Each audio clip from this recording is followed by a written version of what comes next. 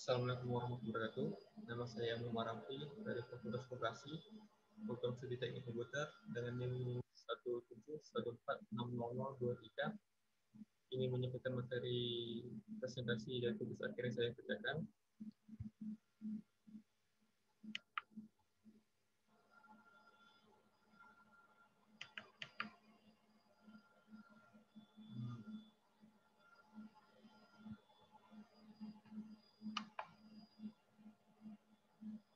Dengan pada tugas akhir yang judul tugas akhir yang saya kerjakan yaitu ada perancangan load balancing untuk menjaga kestabilan jaringan internet di PT Enigma Data Indonesia dengan dosen pembimbing Ibu Fitri Eskom MM dan dosen penguji Ibu Koryani Widayati dan Bapak Ahmad Putri M. Terutama di bab pertama kita akan membahas tentang latar belakang masalah yang ada di PT Enigma Data Indonesia. Sebenarnya saya akan menjelaskan bahwa PT Enigma Indonesia ini adalah perusahaan tentang penyedia jasa layanan elektronik, prestasi elektronik seperti penjualan pulsa, tagihan bayaran bulanan, dan pembayaran BPJS, pembayaran kartu kredit, dan tagihan-tagihan lainnya. Yang menjadi latar belakang masalah yang utama yaitu satu, kecepatan internet yang lambat di PT Enigma Data Indonesia, kedua, akses internet yang tidak stabil, dan ketiga, pemakaian 2 ISP yang tidak optimal. Selanjutnya, rumusan masalah.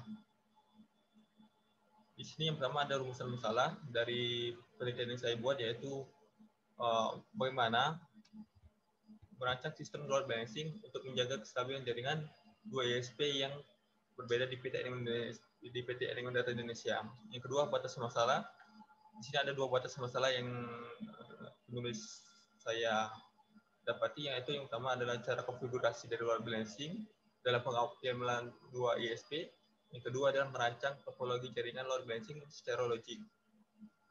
Yang ketiga, tujuan dari penelitian yang saya lakukan yaitu membuat perancangan jaringan load balancing di PT Enigma Data Indonesia. Yang kedua, memahami tentang load balancing sehingga dapat mengaplikasikannya dalam jaringan di PT Enigma Data Indonesia. Yang ketiga, mengoptimalkan 2 koneksi internet agar dapat berjalan secara optimal, secara efektif. Yang keempat, mengetahui apa saja keuntungan yang dapat dari penerapan jaringan load balancing. Dan yang kelima adalah mengetahui cara kerja load balancing pada jaringan di PT Enigma Data Indonesia. Kemudian yang keempat, manfaat penelitian. Di sini ada 2 manfaat penelitian yang kita dapat, yaitu sebagai manfaat sebagai penulis dan manfaat bagi PT Enigma Data Indonesia. Yang pertama adalah manfaat bagi penulis. Dengan adanya penelitian ini, penulis dapat menambah pengetahuan dan pengalaman tentang load balancing dalam menjaga kestabilan jaringan. Manfaat bagi PT Enigma Data Indonesia adalah dengan penerapan load balancing di jaringan PT Enigma Data Indonesia, maka administrator jaringan dapat mencegah lambatnya akses dari ketidakstabilan koneksi jaringan internet. Oke, selanjutnya landasan teori. Menurut penulis mengambil landasan teori dari load balancing, yaitu pengertiannya dari penulis Sahari pada tahun 2015 bahwa load balancing adalah teknik untuk mendistribusikan beban trafik pada 2 atau lebih jalur koneksi secara seimbang agar trafik dapat berjalan optimal, memaksimalkan throughput, memperkecil waktu tanggap, dan menghindari overload pada salah satu jalur koneksi. Selanjutnya, perancangan. Ini ada bab 3 perancangan. Di sini penulis akan mengkonfigurasi interface.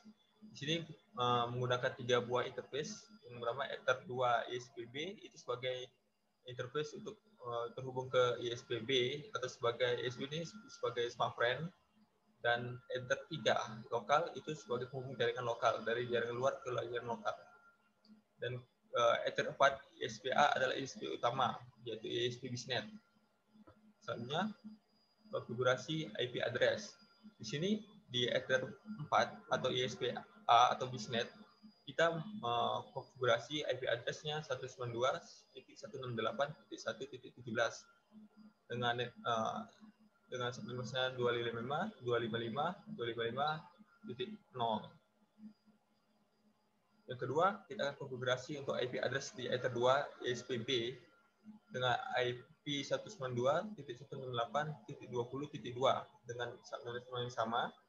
Kemudian kita akan konfigurasi ke IP di Ether 3 lokal, yaitu 192.168.100.1 dengan subnet mask yang sama. Kemudian kita akan konfigurasi DNS atau Domain Name System. Di sini menulis memasukkan IP gateway dari IP BISnet, modem BISnet, yaitu 192.168.1.50 dan IP gateway dari modemnya SmartFriend, yaitu 192.168.20.1.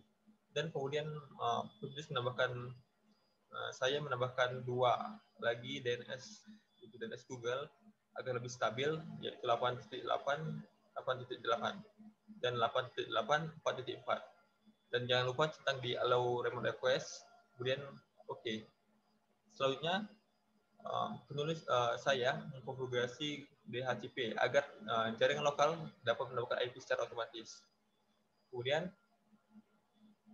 penulis melakukan konfigurasi NAT agar jaringan lokal bisa terhubung ke jaringan internet. Dengan di sini penulis membuat rancangan 2 konfigurasi dari NAT, karena di sini menggunakan 2 ISP yang berbeda.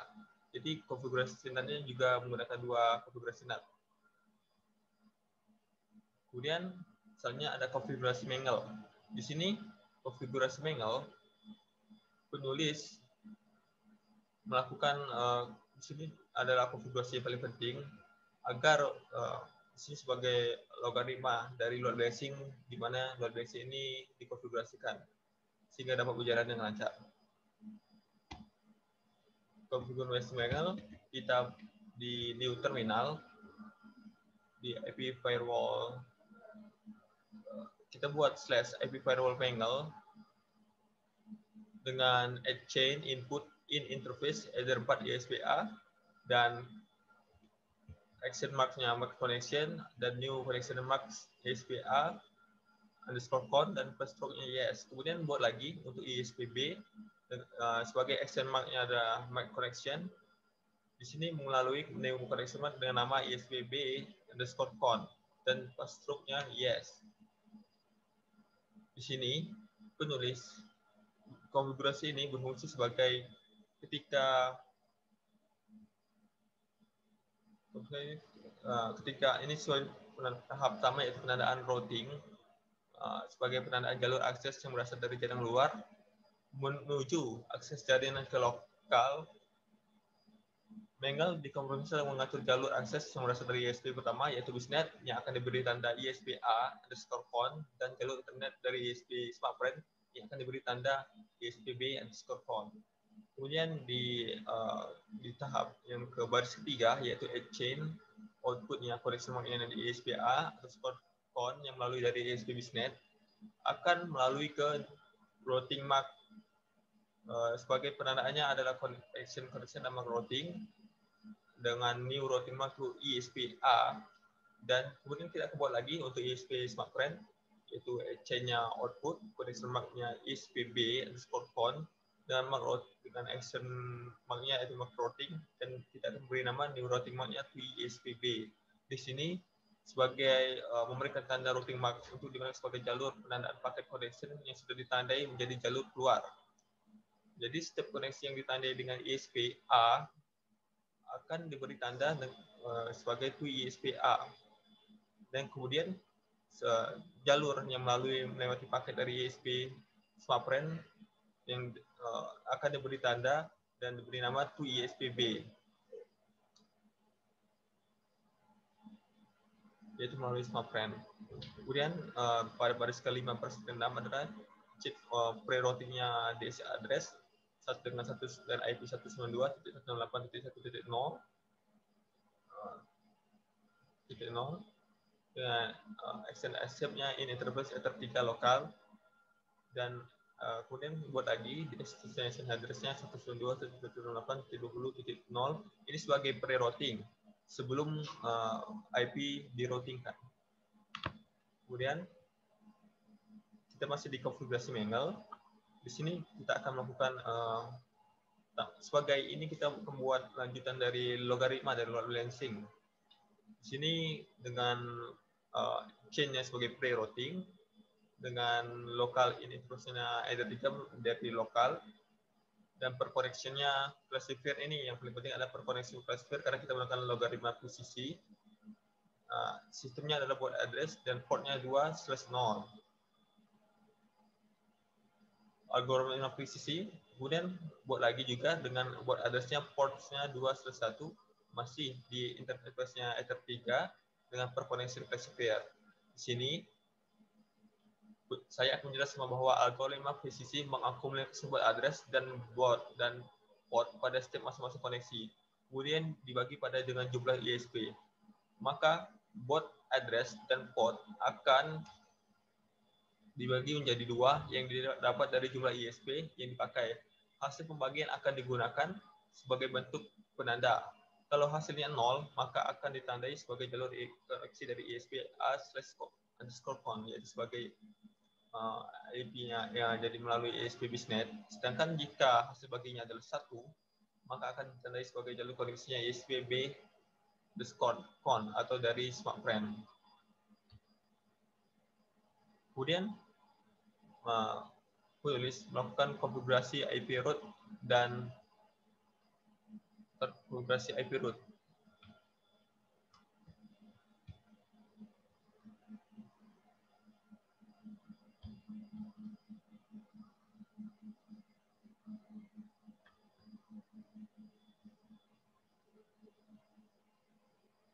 IP root berfungsi sebagai untuk membuat sebuah routing agar dapat dari dua ISP itu akan terhubung ke internet juga.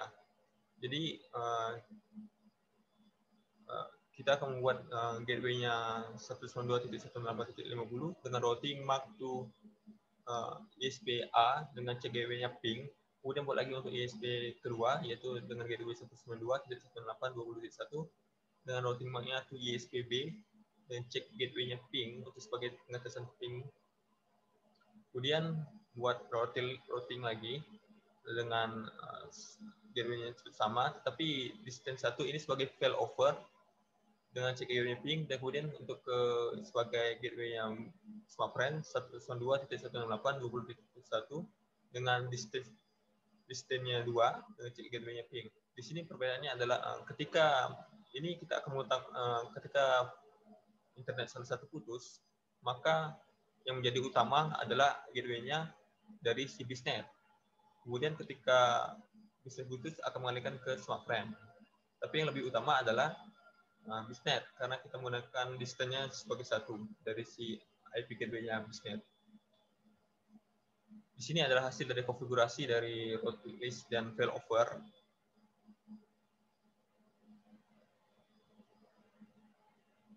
Dan kemudian kita akan melakukan tahap pengujian. Di sini saya melakukan pengujian speed test dengan melakukan pengujian speed test sebanyak 5 kali. Di sini kita bisa lihat bahwa rata-rata kecepatannya itu stabil. Dengan download itu maksimal 32,54 megabit per second dan paling minimal ada paling kecil yaitu dengan 26,75 megabit per second. Kemudian untuk upload itu maksimalnya 28,74 megabit per second dan minimalnya adalah 19,34 megabit per second. Di sini bahwa pengujian dari rancangan dari load balancing ini cukup stabil dengan speed test yang dengan stabil, berarti pengujiannya itu sudah berhasil. Kemudian kita akan melakukan pengujian browsing. Di sini penulis melakukan pengujian browsing ke dua situs yang berbeda secara bersamaan, yaitu melalui situs dari video.com dan situs dari youtube.com. Ini kita bisa lihat di connection-nya bahwa dua ISP atau dua jalur dari ISP A yaitu sebagai ISP BISnet dan ISP B sebagai ISP SmartFriend itu digunakan secara bergantian, yang mana berarti konfigurasi ini load balancing ini sudah berhasil karena ketika salah satu ISP A putus, maka ISP B dan ISP satunya itu sebagai backup bisa berjalan lancar, karena di sini kita lihat semua dari ESP-A dan ESP-B itu digunakan secara bergantian. Yang kemudian kita akan melakukan pengujian keseimbangan koneksi.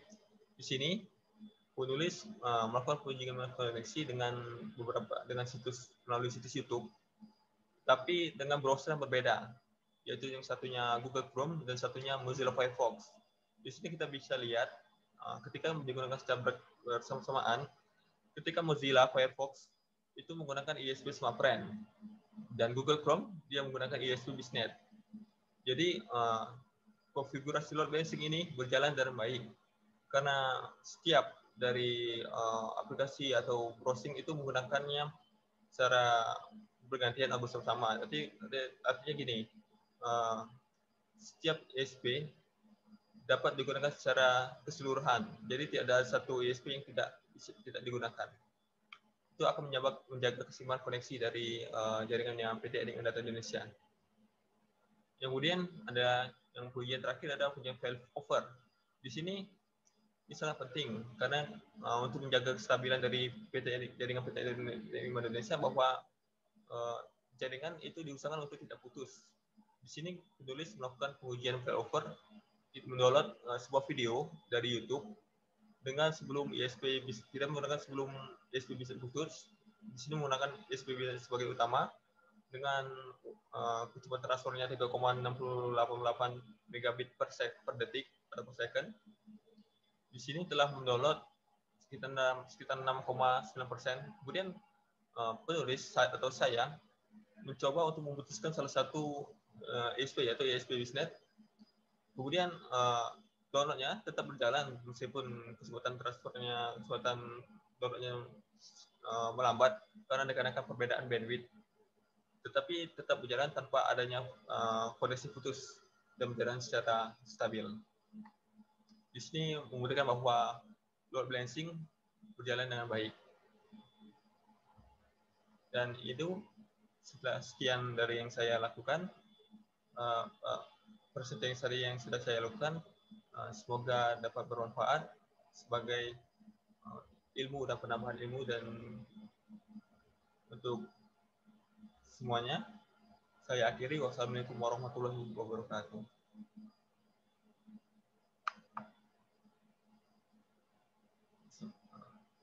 Terima kasih. Assalamualaikum warahmatullahi wabarakatuh.